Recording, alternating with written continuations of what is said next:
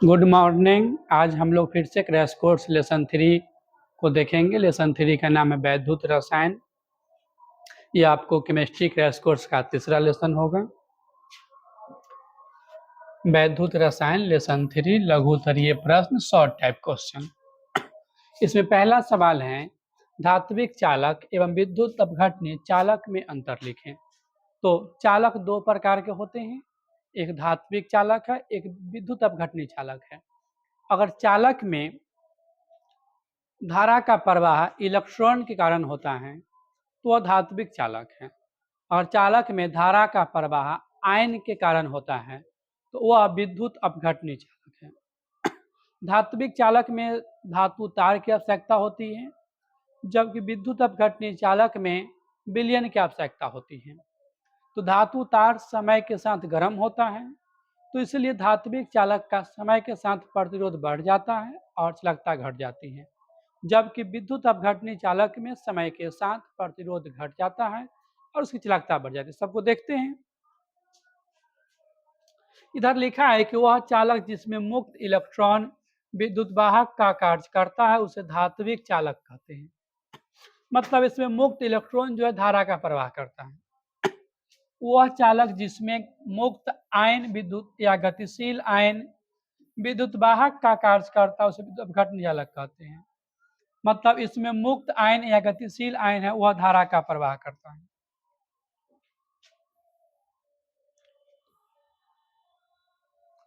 फिर नंबर 2 लिया है कि इस चालक से विद्युत धारा प्रवाहित करने पर पदार्थ के द्रव्यमान में कोई परिवर्तन नहीं होता है। मतलब इतना बड़ा तार है, इधर से करंट लिए, इधर करंट पहुंचा, तो करंट जाने से इस तार के द्रव्यमान में कोई परिवर्तन नहीं होगा। अगर तार 1 ग्राम का है तो बाद में भी 1 ग्राम का रहेगा। इधर लिखा है कि इस चालक से विद्युत धारा प्रवाहित करने पर पदार्थ के द्रव्यमान में परिवर्तन होता है। मतलब इसमें आयन रहता है, Na प्लस रहता है, कोई भी आयन रहता है तो आयन ही गमन कर जाएगा, द्रव्यमान इसका घट जाएगा। इधर लिखा है कि इस चालक से विद्युत धारा प्रवाहित करने पर चालक का तापक्रम घटता है, यह तापक्रम बढ़ता है होगा। और इधर है कि चालक से विद्युत धारा प्रवाहित करने पर तापक्रम घटता है। इस चालक से विद्युत धारा प्रवाहित करने पर चालक का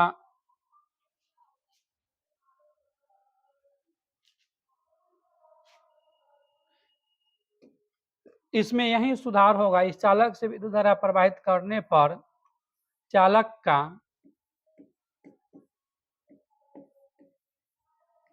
प्रतिरोध बढ़ता है। इधर होगा इस चालक से विद्युत धारा प्रवाहित करने पर चालक का प्रतिरोध घटता है। उसके बाद यह है कि इस चालक से विद्युत धारा प्रवाहित करने पर चालक का ताप बढ़ता है। इधर है इस चालक से विद्युत धारा प्रवाहित करने पर रासायनिक परिवर्तन हो जाता है। मतलब जो द्रव्यमान रहता हुआ गायब इधर से उधर हो जाता है। दूसरा सवाल है कि प्रबल और दुर्बल वैद्युत अपघट्य क्या है। तो वैद्युत अपघट्य उस पदार्थों को बोलते हैं जो आयन के रूप में टूट जाएं, जैसे NaCl, Na प्लस और Cl माइनस आयन के रूप में टूट जाता है। तो वह पदार्थ जो आसानी से आयन के रूप में टूट जाए वह प्रबल वैद्युत अपघट्य पदार्थ है। और वह पदार्थ जो आसानी से आयन के रूप में नहीं टूटे या 100% आयन के रूप में नहीं टूटे, आंशिक रूप से ही टूटे, वह दुर्बल वैद्युत अपघट्य पदार्थ है। प्रबल वैद्युत अपघट्य पदार्थ 100% टूटता है और दुर्बल वैद्युत अपघट्य पदार्थ आंशिक रूप से टूटता है। तो परिभाषाएं हैं कि वह पदार्थ जो जलीय विलयन या गलित अवस्था में 100% आयन के रूप में टूट जाता है उसे प्रबल वैद्युत अपघट्य कहते हैं। H2SO4, NaCl, HCl, HNO3 ये सब प्रबल वैद्युत अपघट्य पदार्थ हैं। उसके बाद है दुर्बल वैद्युत अपघट्य। तो वह पदार्थ जो जलीय विलयन या गलित अवस्था में आंशिक रूप से आयन के रूप में टूटता है उसे दुर्बल वैद्युत अपघट कहते हैं। जैसे एसिटिक अम्ल है, सोडियम एसीटेट है, अमोनियम क्लोराइड है, ये सब आंशिक रूप से आयन के रूप में टूटते हैं।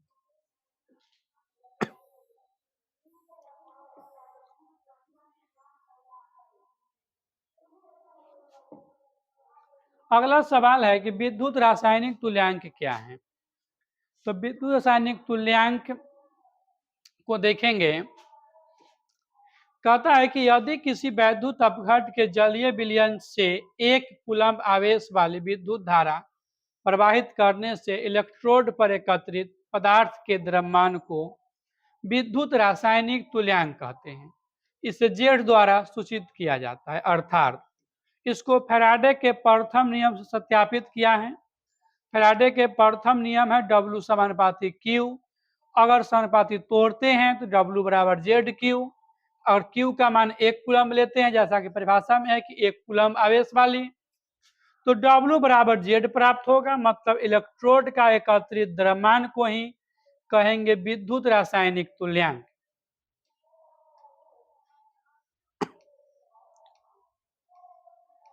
विशिष्ट चालकता एवं समतुल्य चालकता को परिभाषित करें।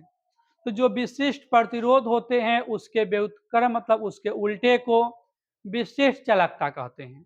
मतलब विशिष्ट प्रतिरोध के व्युत्क्रम को ही विशिष्ट चालकता कहा गया है। विशिष्ट प्रतिरोध के व्युत्क्रम को विशिष्ट चालकता कहते हैं। इसे कप्पा द्वारा सूचित किया जाता है। इसकी इकाई प्रति ओम प्रति मीटर होती है। कप्पा बराबर 1/ρ। देखिए उसके बाद इसमें है समतुल्य चालकता। तो एक बर्तन होगी, इसमें कोई पदार्थ होगा, माना कि NaCl ही है, इसकी सांद्रता 1 ग्राम समतुल्य होगी। 1 ग्राम समतुल्य NaCl का विलयन है। इसमें अगर 2 बड़ा रॉड डाला जाए, 2 बड़ा छड़ डाला जाए, इस छड़ की दूरी 1 मीटर रखी जाए, तो इसमें उत्पन्न चालकता को बोलेंगे समतुल्य चालकता।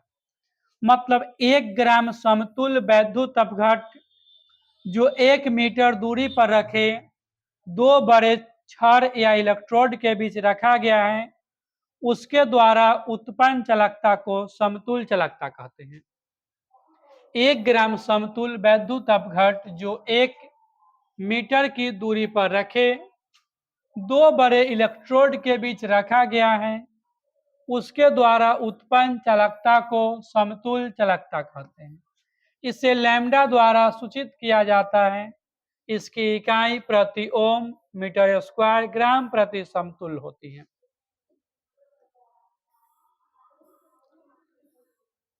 अगला सवाल फिर से मोलर चालकता को परिभाषित करें। फिर से एक विलयन लेंगे, किसी पदार्थ का NaCl का ही लेंगे। इसकी सांद्रता 1 मोल होगी। इसकी सांद्रता 1 मोल होगी। इसमें भी 2 छड़ डालेंगे, दोनों छड़ की दूरी 1 मीटर रखेंगे, और तब जो चालकता उत्पन्न करेगा वह मोलर चालकता कहलाएगा। मतलब 1 मोल पदार्थ वैद्युत अपघट जो 1 मीटर की दूरी पर रखे 2 बड़े छड़ के बीच रखा गया है, उसके द्वारा उत्पन्न चालकता को मोलर चालकता कहते हैं। 1 मोल वैद्युत अपघट जो 1 मीटर की दूरी पर रखे 2 बड़े इलेक्ट्रोड के बीच रखा गया है, उसके द्वारा उत्पन्न चालकता को मोलर चालकता कहते हैं। इसकी इकाई प्रति ओम वर्ग मीटर या m स्क्वायर प्रति मोल होती है।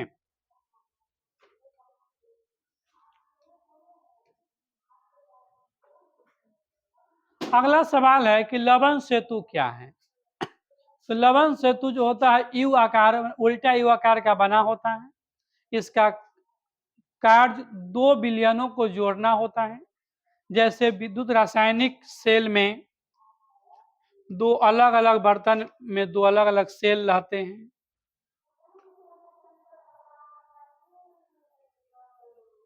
इस सेल को आपस में एक नली से जोड़ा जाता है।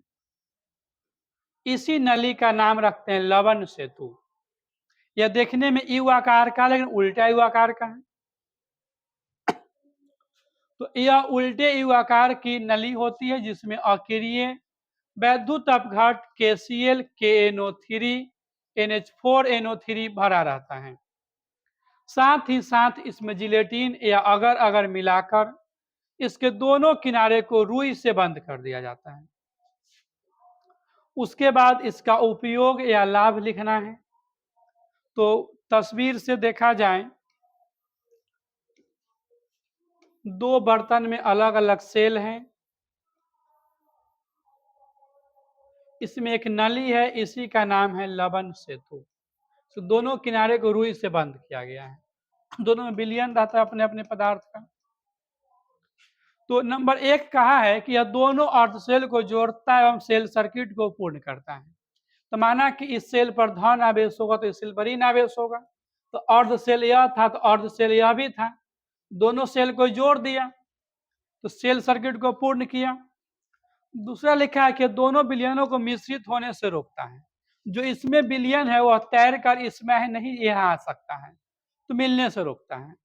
यह दोनों विलयन को विद्युतीय रूप से उदासीन रखता है परंतु आयन को स्थानांतरित करता है। आयन इसमें जो गलते हैं इसमें है पास करके इसमें आ जाते हैं।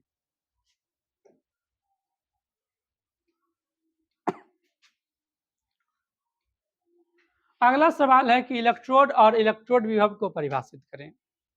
तो वैद्युत अपघटन की क्रिया में जिस क्षण का प्रयोग किया जाता है इसी क्षण का नाम इलेक्ट्रोड होता है।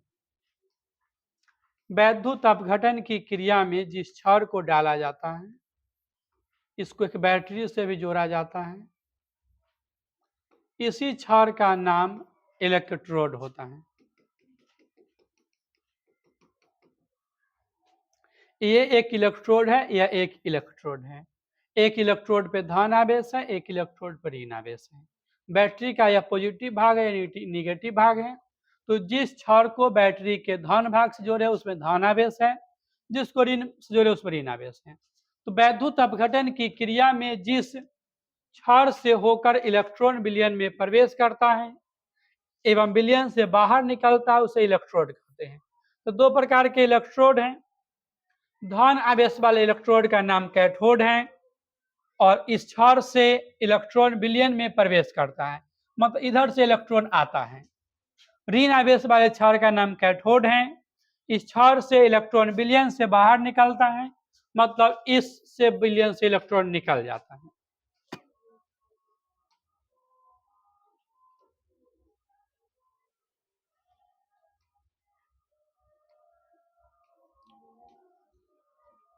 उसके बाद क्या है कि इलेक्ट्रोड विभव।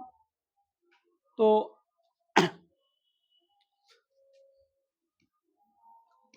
दोनों क्षण था जिसका नाम इलेक्ट्रोड था, तार से कनेक्ट था। तो इलेक्ट्रोड जो है इलेक्ट्रॉन त्यागने या ग्रहण करने की प्रवृत्ति रखता है और उसी प्रवृत्ति को बोलते हैं इलेक्ट्रोड विभव। यह इलेक्ट्रोड या तो इलेक्ट्रॉन त्यागेगा या इलेक्ट्रॉन ग्रहण करेगा और इसी को इलेक्ट्रॉन त्यागने या ग्रहण करने की प्रवृत्ति को बोलते हैं इलेक्ट्रोड विभव। लिखा है कि यदि किसी धातु के क्षण को उसके लवण के विलयन में रखा जाता है तो धातु का क्षण धनावेशित या ऋणावेशित हो जाता है एवं इसके विपरीत विलयन में भी आवेश उत्पन्न हो जाता है, जिसके कारण विभवांतर होता है और इस विभवांतर को बोलते हैं इलेक्ट्रोड विभव। एक यह क्षण का विभव होगा, यह क्षण का विभव होगा। दोनों क्षण के विभव के अंतर को ही विभवांतर कहा जाता है।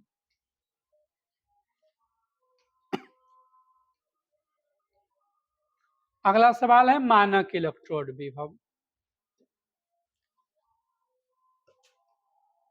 तो इसी प्रकार के सेल में जो इसका ताप रखना है वह 25 डिग्री सी ताप रखना है, 25 डिग्री ताप पर क्रिया हो। धातु आयन की सांद्रता 1 मोलर लेनी है। इसमें जो धातु आयन रहेगा उसकी सांद्रता 1 मोलर रहेगा। तो 25 डिग्री सी ताप एवं 1 मोलर धातु आयन के विलयन द्वारा निर्धारित इलेक्ट्रोड विभव को मानक इलेक्ट्रोड विभव कहते हैं, इसे ई डिग्री द्वारा सूचित किया जाता है। एकल इलेक्ट्रोड के निरपेक्ष मान का निर्धारण संभव नहीं है, क्योंकि किसी एक इलेक्ट्रोड पर प्रतिक्रिया अकेले नहीं होती है। दो गो रहता है तो एक पर प्लस है, एक पर माइनस है, एक इलेक्ट्रॉन त्याग करता है, दूसरा इलेक्ट्रॉन ग्रहण करता है, अकेले कोई काम नहीं करता है। अतः इलेक्ट्रोड विभव का निर्धारण हाइड्रोजन इलेक्ट्रोड की सहायता से किया जाता है। अगला है कि विद्युत वाहक बल क्या है। तो दो इलेक्ट्रोड रहता है, यह प्लस वाला माइनस वाला एनोड कहलाता है, कैथोड कहलाता है, और दोनों इलेक्ट्रोड के विभव के अंतर को, इसका अपना विभव होगा, इसका अपना विभव होगा, और दोनों का जो विभव का अंतर होगा वह विद्युत वाहक बल कहलाएगा। इसे सेल विभव भी कहते हैं। इसे ईएमएफ या ई डिग्री सेल द्वारा सूचित किया जाता है। किसी भी तत्व का ऑक्सीकरण विभव एवं अपकरण विभव का आंकिक मान समान रहता है, परंतु दोनों का चिन्ह विपरीत रहता है। आंकिक मान समान कहने का मतलब है कि जस्ता का ऑक्सीकरण विभव, जस्ता के इलेक्ट्रॉन त्यागने का मान -0.763 वोल्ट, तो जस्ता का अपकरण विभव, इलेक्ट्रॉन ग्रहण करने का विभव +0.763 वोल्ट है। उसके बाद सवाल है कि प्राथमिक सेल से आप क्या समझते हैं। तो सेल का मतलब बैटरी होता है। बैटरियां दो प्रकार की होती है, एक ऐसी बैटरी जिसको आप चार्ज नहीं कर सकते हैं, दूसरी ऐसी बैटरी जिसे आप चार्ज कर सकते हैं। तो प्राथमिक बैटरी वह बैटरी है जिसे हम चार्ज नहीं कर सकते हैं, जैसे टॉर्च में लगे निप्पो की बैटरी, ये सब चार्ज नहीं होती हैं, या हाथ घड़ी में लगी पुरानी बैटरी सब चार्ज नहीं होती थी। लेकिन आज का स्मार्ट वॉच चार्ज होता है, मोबाइल चार्ज होती है, इन्वर्टर की बैटरियां चार्ज होती हैं। तो जो बैटरी चार्ज होती है वह बैटरी प्राथमिक बैटरी नहीं है, लेकिन जो बैटरियां चार्ज नहीं होती हैं वो प्राथमिक बैटरी है। मतलब जिस बैटरी का उपयोग हम केवल एक बार करते हैं वह प्राथमिक बैटरी है। उस बैटरी को जो अनावेशित होने के बाद पुनः आवेशित नहीं किया जा सकता है उसे प्राथमिक बैटरी कहते हैं। जैसे लेक्लांसी सेल है, शुष्क सेल है, वोल्टीय सेल है, सब प्राथमिक सेल हैं। उसके बाद द्वितीयक या संचायक सेल है, ये बैटरी बार बार चार्ज होने वाली बैटरी है। उस बैटरी को जिससे अनावेशित होने पर पुनः आवेशित किया जा सकता है उसे संचायक बैटरी या द्वितीयक बैटरी कहते हैं। यह बैटरी तब काम करती है जब इसे बाहर से विद्युत धारा प्रवाहित कर आवेशित कर दिया जाता है, मतलब चार्जर लगा के चार्ज कर दिया जाता है। उपयोग में आने पर पुनः अनावेशित हो जाता है, अतः इसे समय समय पर आवेशित करना पड़ता है। मोबाइल की बैटरी रोज चार्ज करते हैं, द्वितीयक बैटरी है। इसका एग्जाम्पल है लेड स्टोरेज सेल, सीसा संचायक सेल, निकल कैडमियम सेल। इसी का यह हिंदी शब्द है, इसी का।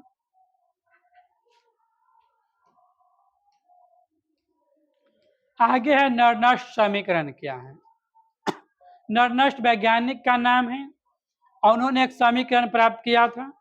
उन्होंने प्रयोग से यह ज्ञात किया था कि किसी भी इलेक्ट्रोड या अर्ध सेल का जो विभव होता है वह सेल में प्रयुक्त वैद्युत अपघट के सांद्रता पर निर्भर करता है।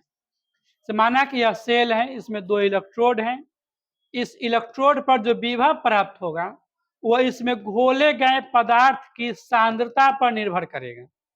इसमें NaCl घोले हैं तो NaCl कितना सांद्रता में घोले हैं उसी के अनुसार इस इलेक्ट्रोड पर प्राप्त होने वाला विभव का मान होगा। यही नरनस्ट का प्रयोग था कि किसी इलेक्ट्रोड या अर्धसेल का विभव सेल में प्रयुक्त वैद्युत अपघट की सांद्रता पर निर्भर करता है। इसमें जो डालेंगे उसी पर इसका विभव निर्भर करेगा।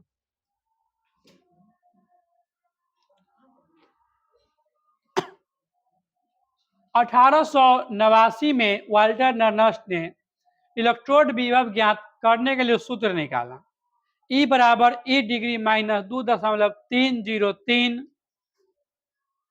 RT log K/NF।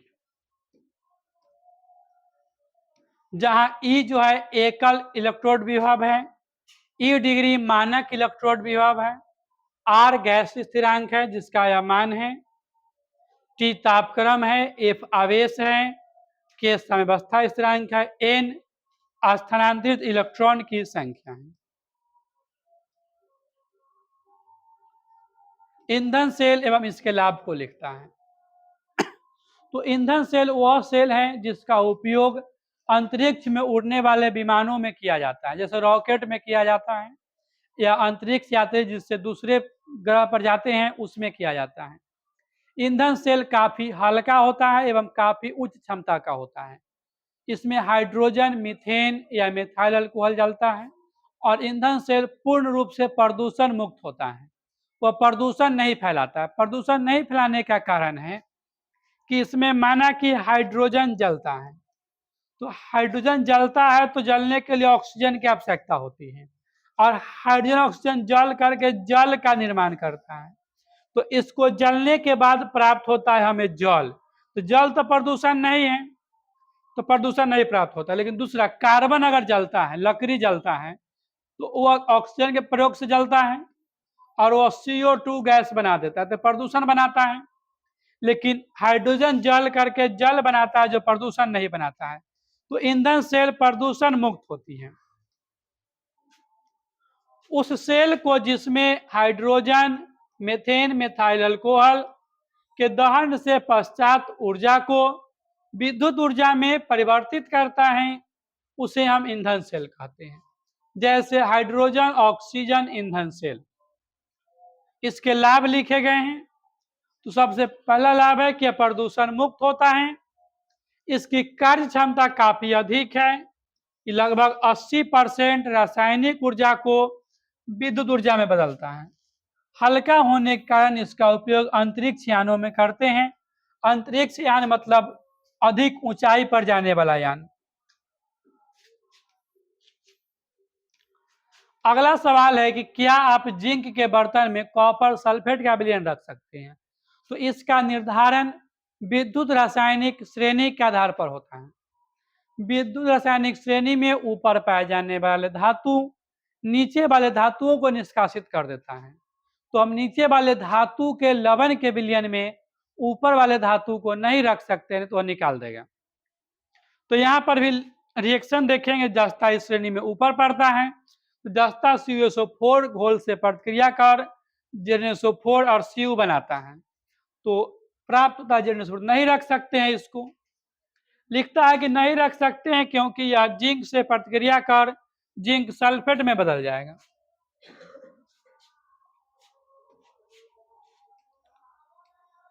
सवाल, संक्षारण क्या है? लोहे में जंग क्यों लगता है? जंग को रोकने के उपाय बताएं। समय बीतने के साथ किसी भी वस्तु का खराब हो जाना, बर्बाद हो जाना, नष्ट हो जाना उस पदार्थ का संक्षारण कहलाता है। जैसे कि नई साइकिल खरीद के लाइए, नई कार खरीद के लाइए, उसको 5 साल नहीं चलाइए, 5 साल बाद वह कार या साइकिल या बाइक चलने लायक नहीं रहेगा। वह संक्षारण के कारण रखे रखे भी खराब हो गया, उसका टायर ट्यूब सब सड़ जाता है, वही संक्षारण है। लोहा में जंग लगने के लिए हवा में नमी की उपस्थिति आवश्यक है। हवा में नमी न हो, जलवाष्प न हो, लोहा में जंग नहीं लगेगा। जंग रोकने का उपाय है लोहे को पेंट करके जंग को रोका जा सकता है।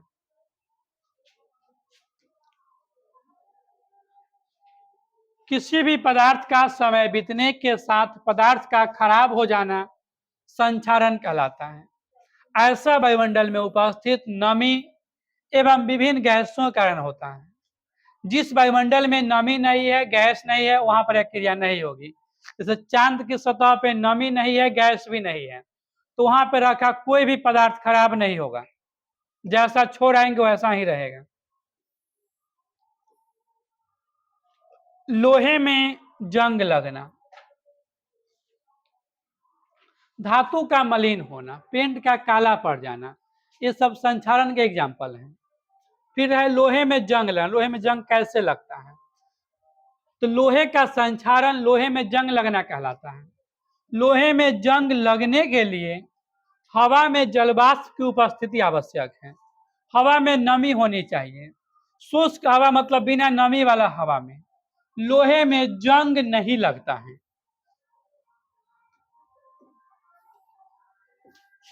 अगला पॉइंट है लोहे को जंग से बचाने के उपाय। तो सबसे पहला है लोहे की सतह को पेंट करके। दूसरा है स्वरक्षण से। स्वरक्षण का मतलब लोहा को कहाँ रखे कहाँ न रखे। जैसे मिट्टी की सतह पर रख देंगे जल्दी जंग लग जाएगा, लेकिन ऊंचाई पर रखेंगे मिट्टी छोड़ा के जंग जल्दी नहीं लगेगा। तीसरा है केरोसिन तेल में डुबाकर। चौथा है लोहे का जस्तीकरण करके। इस लेसन में इतना ही लघुत्तरीय सवाल था जो समाप्त हुआ। हम लोग नए वीडियो में मिलेंगे इसी लेसन के दीर्घ उत्तरीय प्रश्न के साथ।